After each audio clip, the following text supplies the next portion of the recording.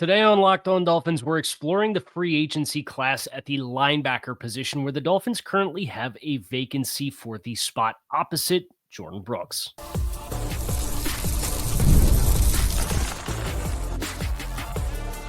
You are Locked On Dolphins, your daily Miami Dolphins podcast, part of the Locked On Podcast Network, your team every day. All right, Miami, welcome to another episode of Locked On Dolphins. It is your team every day here on the Locked On Network. I'm your host, Kyle Krabs, a lifelong Miami Dolphins fan, host of Locked On Dolphins, co-host of Locked On NFL Scouting, author of Touchdown Miami on Substack, and the NFL Draft Lead for the 33rd team. I want to give a special shout out and welcome to our everydayers, because it is your team every day. We don't just say it, we live it here on the Locked On Network. Today's episode of Locked On Dolphins is brought to you by FanDuel. New customers can bet just $5, and if you win, you'll score $200 in bonus bets. Download the app or head over to FanDuel.com to get started. First, would like to ease the concerns of those of you who watched the show yesterday, which was player-specific, which we don't do a lot of right now, and it's more, big picture stuff. But we did Marcus Mariota and how he would fit the Dolphins, and people want to know, what about the entirety of the free agency quarterback class? Yes, you're getting that show. Now, I didn't want to do them back-to-back, and I will be doing spotlights at players for individual players at other positions as well, kind of as they become tied or tethered to Miami by some kind of a report. So, obviously, Adam Schefter gave us the Marcus Mariota thing at the beginning of the week, where between the Raiders and the Dolphins were the two teams that he named. So you had a report that kind of tied Miami to potentially that market. You'll be getting a full free agency quarterback class this preview. Don't worry. But today is linebackers, and we're looking at the defense side of the ball, where the Dolphins hit a home run with the signing last year in Jordyn Brooks, and have a promising player who they made a waiver claim on Tyrel Dotson, who was also a free agent in last year's free agency class, but originally signed with Seattle. So a lot of new at linebacker, I think, is the first thing. And this is a tough position to kind of quantify as far as cost restrictions that exist here, because it is traditionally a non-premium position. And as we'll get into in segment 3, there's not a lot of precedent of teams that spend a lot of dollars on multiple players in this room. But I don't think it's a coincidence that many of the teams that have elite defenses have a really dynamic pair of linebackers at their disposal, because these are the players that a lot of the stress and space is falling onto to be responsible for in coverage in the middle of the field, and being into your run fits, and getting out into your coverage drops, and being able to match quarterbacks when they take off and run on you, and all those things that the Dolphins, for a really long time with the previous nucleus of linebackers that they had, didn't do a great job of doing. So we're going to follow the same general pattern as we have all week long, where we're going to look at the top of the market. Like, what does top of market at linebacker dictate you spend? Look at the names that are available, and then look at the potential cost restrictions that exist for the Miami Dolphins. So as you look at top of market here, it follows in line pretty closely to safety, where you have like an upper echelon that's pushing $20 million. That's Roquan Smith, Fred Warner, Tremaine Edmunds. Those are the top 3 contracts at the linebacker position from an annual average salary basis. That's $20 million for Roquan Smith. It was a 5-year, $100 million contract.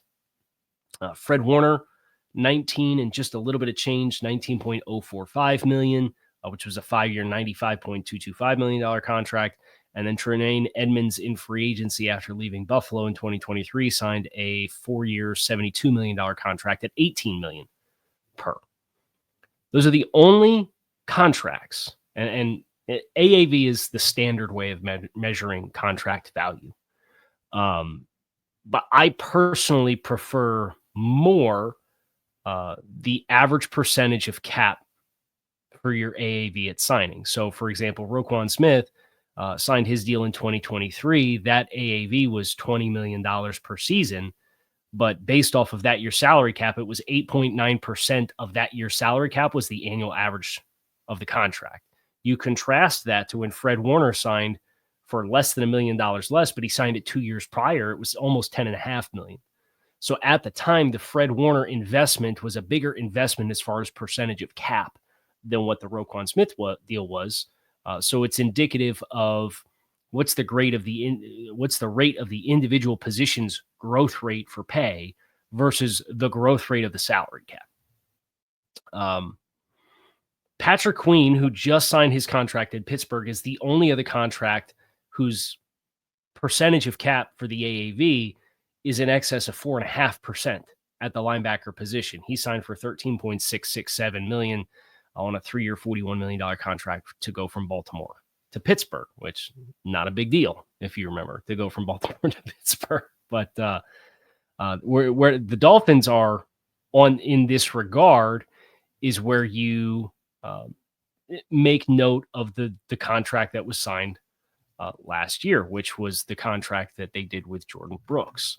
Jordyn Brooks checks in amongst all linebackers in the NFL with his 3-year, $26.25 million contract.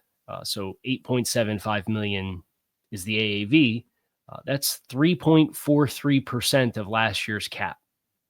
Now, why do we invoke that number? Because, well, we're projecting the salary cap is going to go up to about $275 million. And if you did 3.45% of that of this year's salary cap, it's the AAV is about $9.4 million. So that would be an equivalent contract to what Jordyn Brooks got last year based on the projected growth of the salary cap, which won't get finalized until the NFL Combine.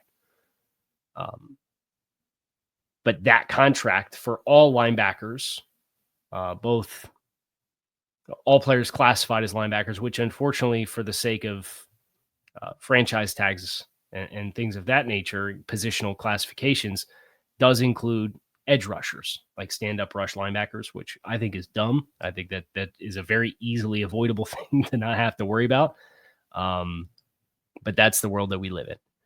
So the true stack off-ball, like inside linebackers, it's Roquan Smith, Fred Warner, Tremaine Edmunds, Patrick Queen, and then you're into Azeez Al-Shaair, who signed a 3-year, $34 million contract with the Texans in free agency this past year as well.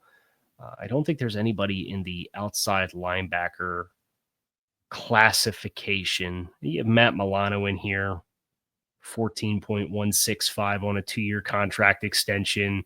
Frankie Louvu was 10.33, so that wouldn't have really passed what Al-Shaair signed anyway.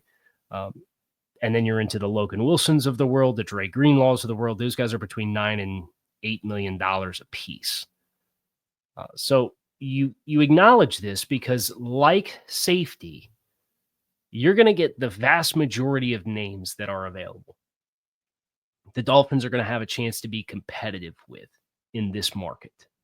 And I think for me, there's a little bit more that you have to weigh out in this position, like we'll talk about in segment 3, because it's not a blank slate room. You have a cornerstone type of player in Jordyn Brooks that is the identity piece of the linebacker room. Versus safety, it's, well, nobody's really under contract other than a second-year player who was a 6th-round pick. Dealer's choice, what do you want? Let's go get it type. You could have that type of frame of mind.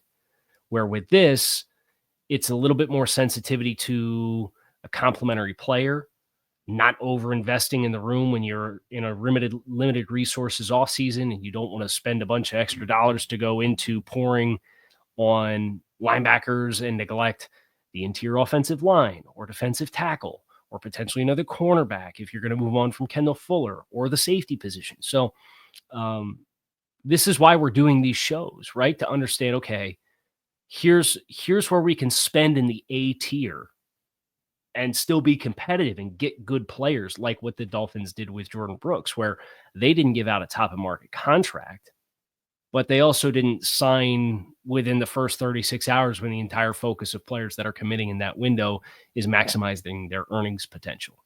Jordyn Brooks and the Dolphins seem like they were intent on finding fair market value for a really good fit. And then as the cap continues to go up, hopefully the Dolphins will be at a place with Jordyn Brooks where that can be a player that they can continue to lock in because he continues to play to the level he did last year. That's the goal. So who is available? That's the next big question that we have. We're going to explore that next here on this episode of Locked On Dolphins. So stick with us. Today's episode of Locked On Dolphins is sponsored by BetterHelp. What are some things that can be green flags for your relationships? We often hear about red flags we should avoid, but what if we focus more on identifying positive signs in our relationships, those green flags? If you're not sure what they look like, therapy can help you identify them, actively practice them, and even embody that green flag energy yourself. Whether you're dating, married, building a relationship, or just looking for yourself, therapy can help you find and form relationships that will love you back. Therapy helps you develop healthy boundaries and improves your communication skills and empowers you to set clear expectations and express your needs in relationships. Therapy provides tools for managing conflict in ways that strengthen your connections rather than break them down. BetterHelp makes it easy by offering online therapy with over 30,000 licensed therapists to choose from. And if you need to switch therapists, you can do so at no extra cost. Discover your relationship green flags with BetterHelp. Visit BetterHelp.com/LockedOn today to get 10% off your first month. That's BetterHelp, HELP.com/LockedOn. Focus in free agency for all of these classes is I'm not particularly interested in the 35-year-old Levante Davids and Bobby Wagners of the world and 33-year-olds Eric Kendrickses of the world, and not because they don't have something of value that they could provide to a football team, but it's more the juncture of where this football team is at. Now, if you wanted to play off of Jordyn Brooks at the linebacker position, and you wanted a player that you felt like was a high floor starter, this could maybe be a position where you could talk me into a later stage player just because the economics of that. Like Bobby Wagner signed last year on a contract that was $6.5 million. And Bobby can still go. Right? Bobby's not the player that Bobby Wagner was 5 years ago, but he could still provide you with some quality linebacker play. Now, you would want to pair that with a young player, whether that's Tyrell Dotson back or whether that's a rookie draft choice or whatever else.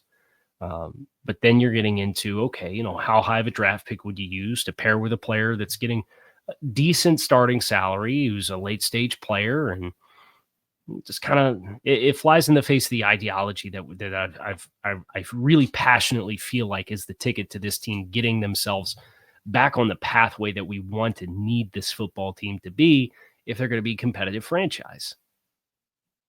So instead, I'm filtering by age to start. The youngest free agent linebacker on the market is Nick Bolton, 25 years old. So this is a good place to start, right?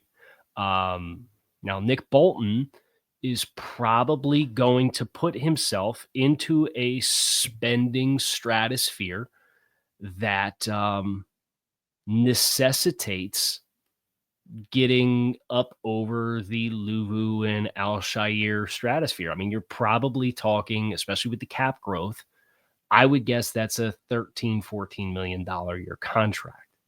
And pairing that with that's why we did the dollars on what's an equal investment to Jordyn Brooks with the perceived growth in the cap. You're talking about, it's not quite 2x, but it's in the ballpark of a significant additional contract's worth of investment and pay. Other names that are in this 25-year-old bucket, Jamien Sherwood from the New York Jets, who flashed against the Dolphins a little bit. Jack Sanborn is a restricted free agent with the Bears. The Bears, that roster needs work on a number of spots, but one place they actually think they have pretty good depth is the off-ball linebacker group. I like Sanborn a lot coming out of Wisconsin. Be interested if they let him shake free because he only played about 22% of the snaps for the team last year.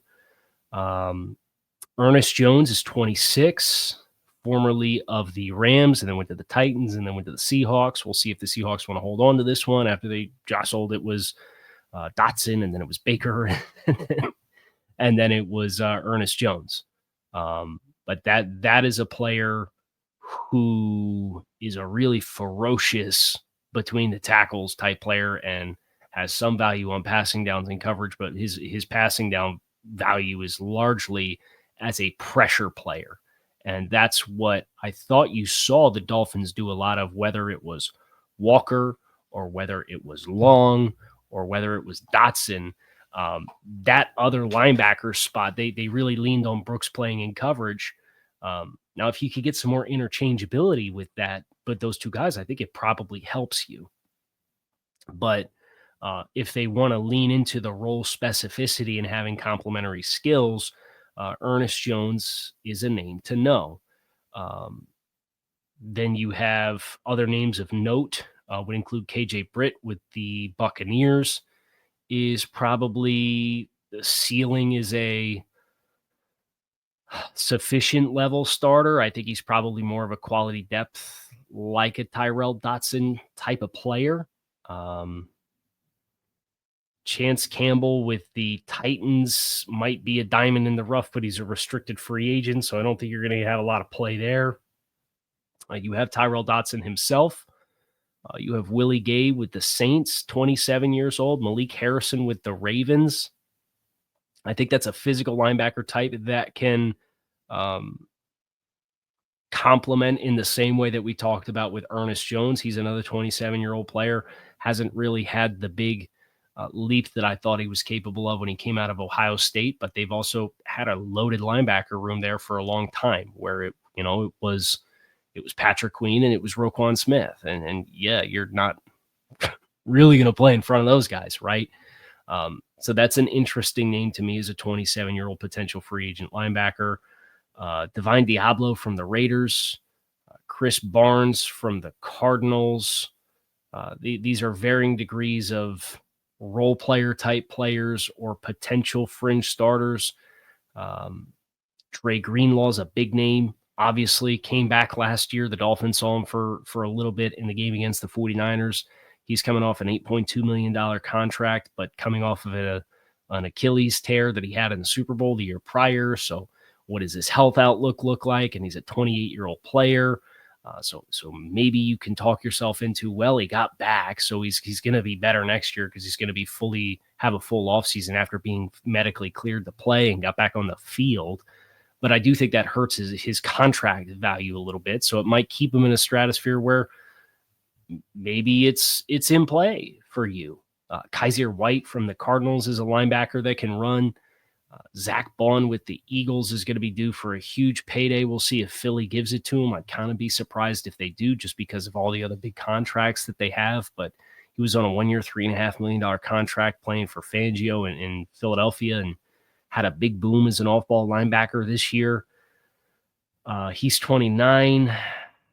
Now you're kind of into the stratosphere of players that I really don't want to go. The Zach Cunninghams and Devondre Campbells of the world. And we already have a player who decided that he was just not going to play for his football team in 2024. So I'd hate to add another one.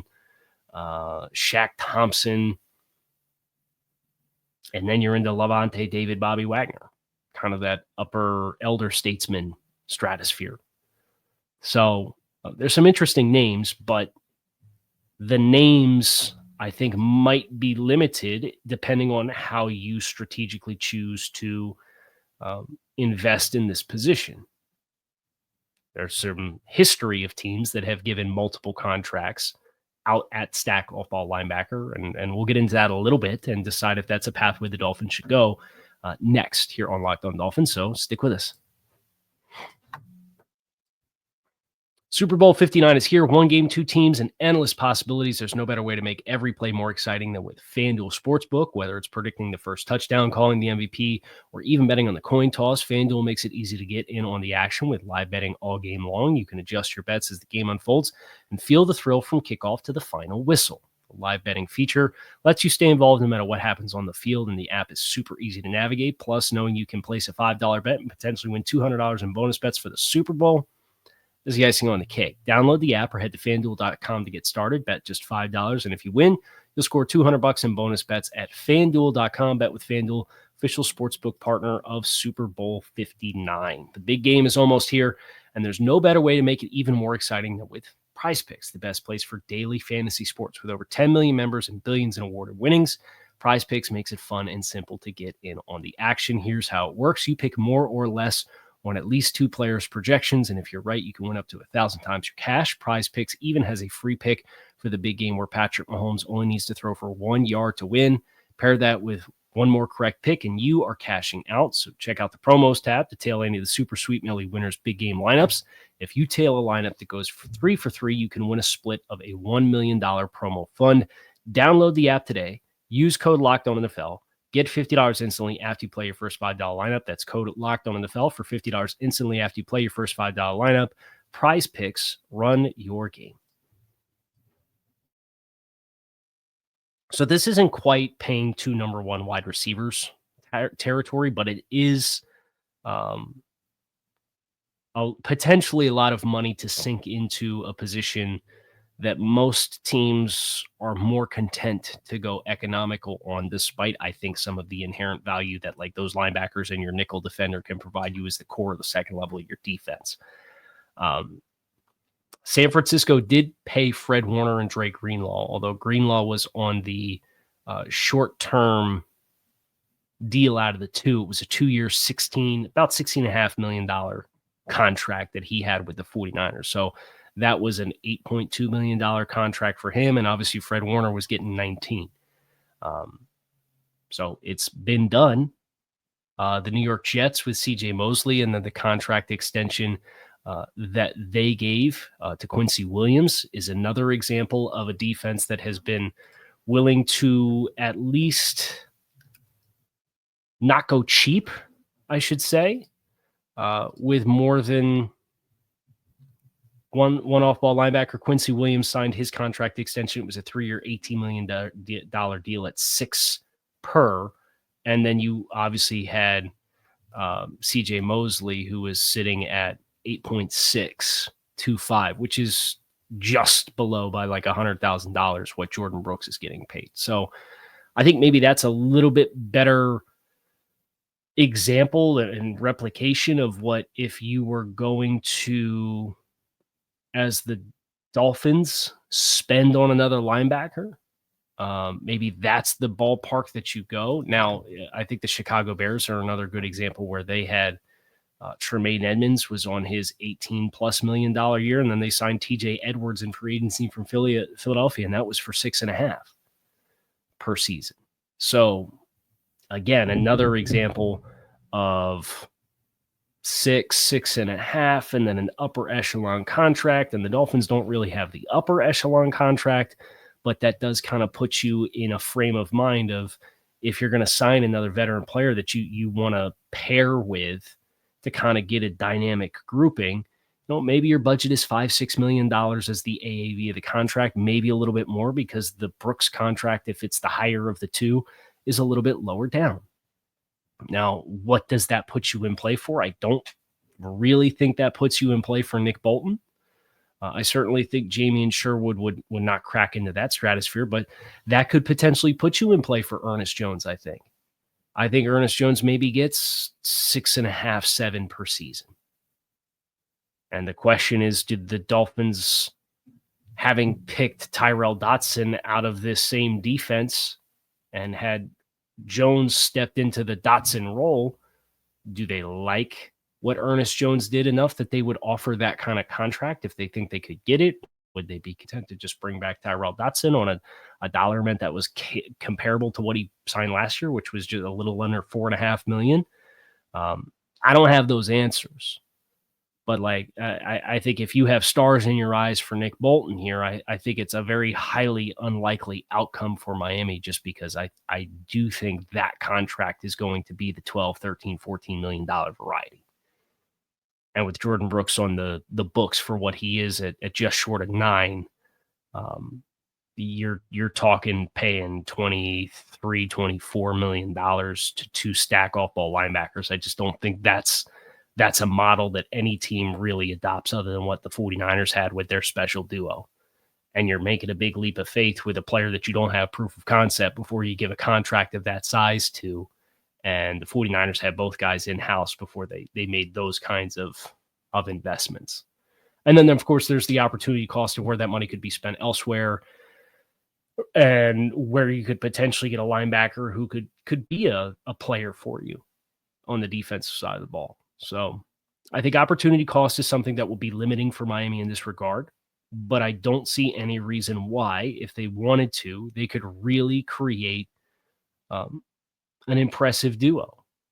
And I think your opportunities to do that in free agency are probably limited to Ernest Jones. Now, I would not necessarily say I'd sit here and I would sign Ernest Jones to that contract relative to maybe taking a bet on a Jamie and Sherwood and seeing what I can get Tyrel Dotson back for. But that's all part of the strategy that when we get a month down the road and we do the simulated offseason, those will all be parts of that decision-making process that I'll have to come to and the team in real life has to come to.